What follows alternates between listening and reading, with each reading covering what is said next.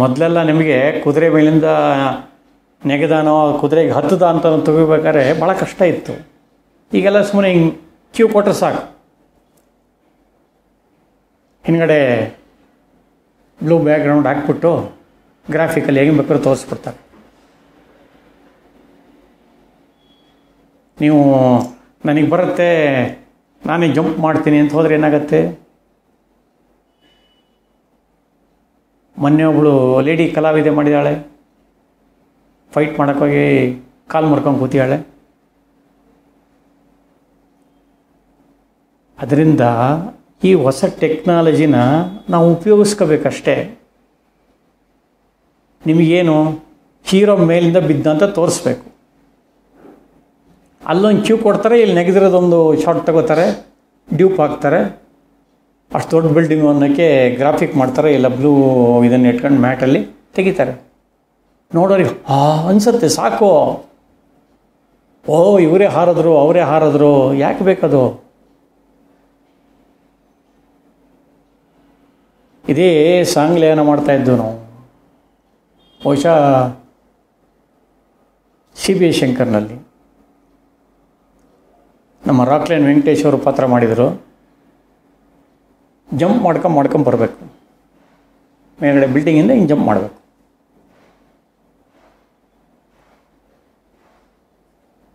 ಅವರೇನು ಡ್ಯೂಪ್ ಏನು ಕೇಳಲಿಲ್ಲ, ಇದೇನು ಕಮ್ಮಿ ಇದೆಯಪ್ಪ ಹೈಟು, ಹಾಸಿಗೆ ಸರಿಯಾಗಿ ಹಾಕ್ರಪ್ಪ, ಜಂಪ್ ಮಾಡ್ತೀನಿ ಅಂದರು. ಅವ್ರದ್ದೇ ಓನ್ ಶೂ ಬೇರೆ ಯೂಸ್ ಮಾಡ್ತಾಯಿದ್ರು, ಸ್ವಲ್ಪ ಹೈಟ್ ಜಾಸ್ತಿ ಇತ್ತದು. ಬಂದರು, ಹಿಂಗೆ ಜಂಪ್ ಮಾಡಿದ್ರು. ಇವರು ಸೆಟ್ ಹುಡುಗರು ಈ ಹಾಸ್ಯಗಳನ್ನು, ಈ ಮಾಮೂಲಿ ಫೈಟರ್ಸ್ ಎಲ್ಲ ತರೋ ಹಾಸ್ಯಗಳಲ್ಲ ಅದು. RRನಲ್ಲಿ ಹೋದರೂ 10 ರೂಪಾಯಿ ಬಾಡಿಗೆಗೆ ಮಾಮೂಲಿ ಇದಿರುತ್ತೆ ಹಾಸಿಗೆಗಳು, ಮಾಮೂಲಿ ಹಾಸಿಗೆ. ಆ ಹಾಸಿಗೆ ಇಟ್ಟಿದ್ದಾರೆ.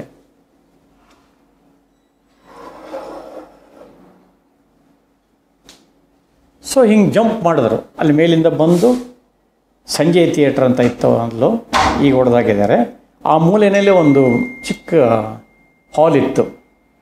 ಅಲ್ಲಿ ಶಂಕರ್ ಸರ್ದು ಇಂಟ್ರಡಕ್ಷನ್ ಶಾಟ್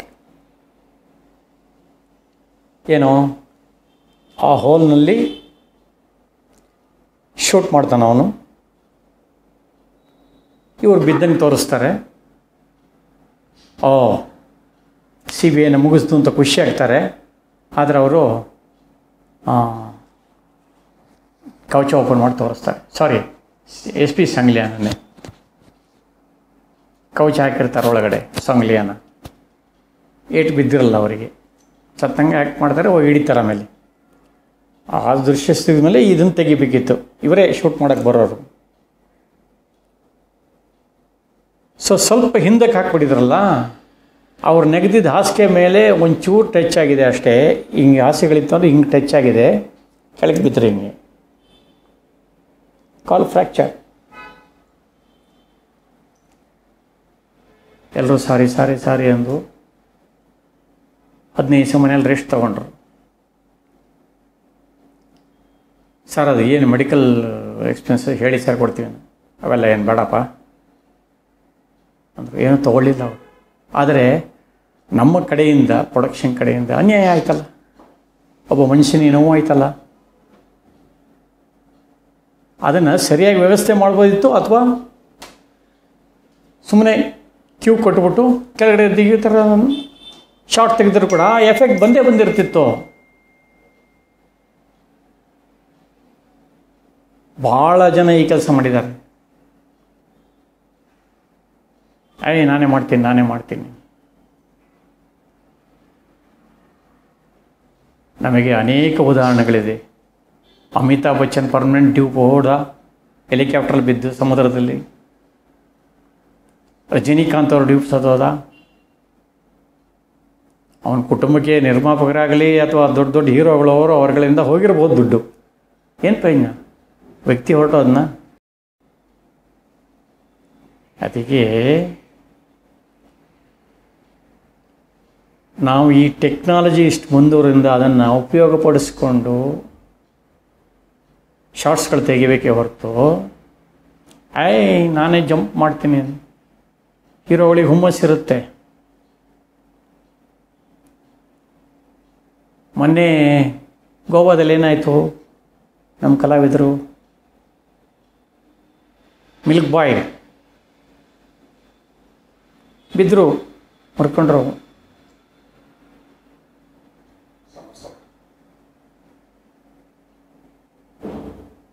ಅದಕ್ಕೆ ಭಾಳ ಲೆಕ್ಕಾಚಾರ ಇಟ್ಕೊಂಡು ಸಿನಿಮಾ ಮೇಕಿಂಗ್ ಮಾಡಬೇಕು, ಇಲ್ಲ ಡಿಸ್ಟ್ರಿಬ್ಯೂಷನ್ ಮಾಡಬೇಕು, ಪ್ಲ್ಯಾನಿಂಗಲ್ಲಿ ಮಾಡಬೇಕು. ಎಲ್ಲದಕ್ಕೂ ಒಂದು ಭಯ ಅನ್ನೋದು ಇರಬೇಕು ಸ್ವಲ್ಪ. ಇಲ್ಲ ಅಂದರೆ ಅನೇಕ ಅನಾಹುತಗಳು ಆಗ್ತಾನೇ ಇರುತ್ತೆ. ಖಂಡಿತ.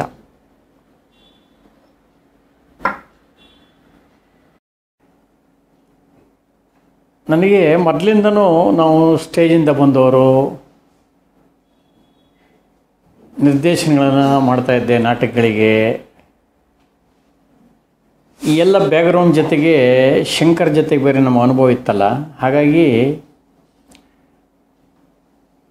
ನಾವು ಶೂಟಿಂಗಲ್ಲಿ ಇನ್ವಾಲ್ವ್ಮೆಂಟ್ ಜಾಸ್ತಿ. ಎಲ್ಲೋ ಒಂದು ಕಡೆ ಕೂತ್ಕೊಂಡು ನಮ್ಮ ಪಾಡಿಗೆ ನಾವು ಆ ಥರ ಇಲ್ಲ. ಶಾರ್ಟ್ಸ್ ತೆಗೆಯುವಾಗ ಕೂಡ ಅಬ್ಸರ್ವೇಷನ್ ಜಾಸ್ತಿ.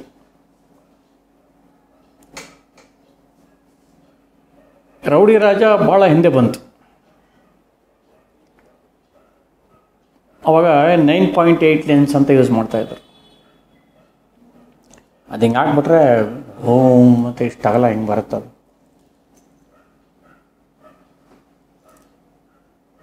ಸೊ 12 ಗಂಟೆ ಬಿಸಿಲು, ಲಾರಿ ಹಿಂಗೆ ನಿಂತಿದೆ, ಅದರ ಹಿಂದ್ಗಡೆ ಬ್ರಹ್ಮಾವರು ನಿಂತಿದ್ದಾರೆ. ಹಿಂಗೆ ಲಾರಿ ಮೂವ್ ಆದ ಕೂಡಲೇ ಬ್ರಹ್ಮಾವರು ಕೆಳಗೆ ಬೀಳಬೇಕು, ಅಂದರೆ ಲಾರಿ ಗುದ್ಕೊಂಡು ಹೊರಟೈತೆ ಅವ್ರ ಮೇಲೆ ಅನ್ನೋ ಥರ ಫೀಲಿಂಗ್. ಅದು ತೆಗೆದು ಕೂಡಲೇ ನೆಕ್ಸ್ಟು ಕ್ಲೋಸಪ್ಪಲ್ಲೇ ನಿಧಾನಕ್ಕೆ ಬ್ಲಡ್ ಬರೋದು, ಅದು ತೋರಿಸಿದ್ರೆ ಅವರು ಬಿದ್ದು ಆಕ್ಸಿಡೆಂಟ್ ಆಯಿತು ಅಂತ ತೋರಿಸ್ಕೋಬೋದು. ಅವ್ರು ಹಿಂಗೆ ಮಲ್ಕೊಂಡು ತೋರಿಸಿರೋ ಫೋಕಸ್ ಮಾಡೋಕ್ಕೋಸ್ಕರ ಆವಾಗ ಸನ್ಲೈಟ್ ಹೊಡಿತಾ ಇದೆ ಅವರಿಗೆ, ಕಣ್ಣು ಬಿಡೋಕ್ಕಾಗ್ತಾಯಿಲ್ಲ ಅವರಿಗೆ. ಅದಕ್ಕೇನು ಮಾಡಿದ್ರು, ಒಂದು ಇದನ್ನು ಕಟ್ರ್ ಸ್ಟ್ಯಾಂಡ್ ಎತ್ಕೊಂಬರ್ರೋ, ಇದನ್ನು ರಿಫ್ಲೆಕ್ಟರ್ ಸ್ಟ್ಯಾಂಡ್ ತೊಗೊಂಬನ್ನಿ. ರಿಫ್ಲೆಕ್ಟರ್ ಸ್ಟ್ಯಾಂಡ್ ತಂದರು, ಹಿಂಗಿಟ್ರು ಅವರಿಗೆ ಮುಖಕ್ಕೆ ಕರೆಕ್ಟಾಗಿ ಫೋಕಸ್ ಎಲ್ಲ ಮಾಡೋದಂಕ. ಅದನ್ನ ಹಂಗೆ ಬಿಟ್ಟರು, ಇರಲಿ ಮೂವ್ ಆದರೂ ಕೂಡ ಅವನಿಗೆ ಅವರಿಗೇನು ಪ್ರಾಬ್ಲಮ್ ಆಗಬಾರ್ದು, ಕಣ್ಣಿಗೆ ಹೊಡೆಯೋದು ಸೂರ್ಯ ಎಲ್ಲ ಇರಲಿ ಅಂದರು. ಸೊ ಲಾರಿ ನಿಧಾನಕ್ಕೆ ಹಿಂದೆ ಕರೆಸಿರು. ಇನ್ನೇನು ಜೋಸಮ್ಮನವರು ಸ್ಟಾರ್ಟ್ ಕ್ಯಾಮ್ರಾ ಅನ್ಬೇಕು. ಸರ್ ಒಂದು ನಿಮಿಷ. ಏನಪ್ಪ? ಅಲ್ಲ ಸರ್, ಗಾಡಿ ಹಿಂಗೆ ಮೂವ್ ಆದ ಕೂಡಲೇ ಇವ್ರು ಕೆಳಗೆ ಬೀಳ್ತಾರೆ, ಆದರೆ ಕ್ಲೀನಾಗಿ ಆ ರಿಫ್ಲೆಕ್ಷನ್ ಇದೆಯಲ್ಲ, ರಿಫ್ಲೆಕ್ಟರ್ ಸ್ಟ್ಯಾಂಡ್ದು ಶ್ಯಾಡೋ ಕ್ಲೀನಾಗಿ ಗೊತ್ತಾಗುತ್ತೆ, ಅದು ರಿಫ್ಲೆಕ್ಟರ್ ಸ್ಟ್ಯಾಂಡ್ ಅಂತ. ಸಿನಿಮಾ ಬಗ್ಗೆ ಗೊತ್ತಿಲ್ದಂಗೆ ಕೂಡ ಹೇಳ್ಬಿಡ್ತಾನೆ ಸರ್ ಇದನ್ನು. ಕರೆಕ್ಟ್, ಏನೇ ನಾವು ಐಡಿಯಾ ಮಾಡಲಿಲ್ಲ ನೋಡು, ಸುಮ್ಮನೆ ಪಾಪ ಅವ್ರನ್ನ ಕೆಡವಿ ಒನ್ ಮೋರ್ ಮಾಡಿ ಎಲ್ಲ ಪಜಿತಿ ಆಗ್ಬಿಡೋದು. ಈಗ ಬೇರೆ ಏನೋ ಮಾಡ್ರಪ್ಪ, ಅಥವಾ ಇವ್ರು ಸ್ವಲ್ಪ ಹಿಂಗೆ ಈ ಥರ ಬೀಳುತ್ತಾರೋ ಏನಾರು ಮಾಡ್ಕೊಳ್ಳೋಣ, ಕಣ್ಣಿಗೆ ಇದಾಗತ್ತೆ ಅಂದರೆ, ಇಲ್ಲ ನಾನು ಮಾಡ್ತೀನಿ ಪರವಾಗಿಲ್ಲ ಅಂದರು ಅವರು. ಆಮೇಲೆ ಆ ರಿಫ್ಲೆಕ್ಟರ್ ಸ್ಟ್ಯಾಂಡನ್ನ ತೆಗೆದು ಶಾರ್ಟ್ ತೆಗೆದ್ರು. ಸೊ ನನಗೇನು ನಾನು ಬಡವಾನಿಗೆ ಮಡಗ್ದಂಗೆ ಇರುವಂತಲ್ಲ, ನಿನ್ನ ಕೆಲಸ ನೀವು ಮಾಡ್ಕೊಂಡಿರೋಂತಲ್ಲ, ಮಾಡ್ತಾರಲ್ಲ. ನಾವು ಮೊದಲಿಂದಲೂ ಒಂದು ಇನ್ವಾಲ್ವ್ಮೆಂಟು ಆ ಕಲೆಯಲ್ಲಿ ತೊಡಸ್ಕೊಂಡಿದ್ದು, ಹಾಗೆ ಅದನ್ನು ನೋಟ್ ಮಾಡಿದೆ ನಾನು. ಲೆನ್ಸ್ ಏನು ಅಂತ ಕೇಳ್ಕೊತಾ ಇದ್ದೆ, ಹೋಗಿ ಬಗ್ಗೆ ನೋಡ್ತಾ ಇದ್ದೆ, ಇಂಥದ್ದಿದೆ, ಇದು ವೈಡ್ ಆ್ಯಂಗಲ್, ಇದು ಈ ಥರದ್ದು ಅಂತ. ಅದನ್ನು ತಪ್ಪಿಸ್ದೆ.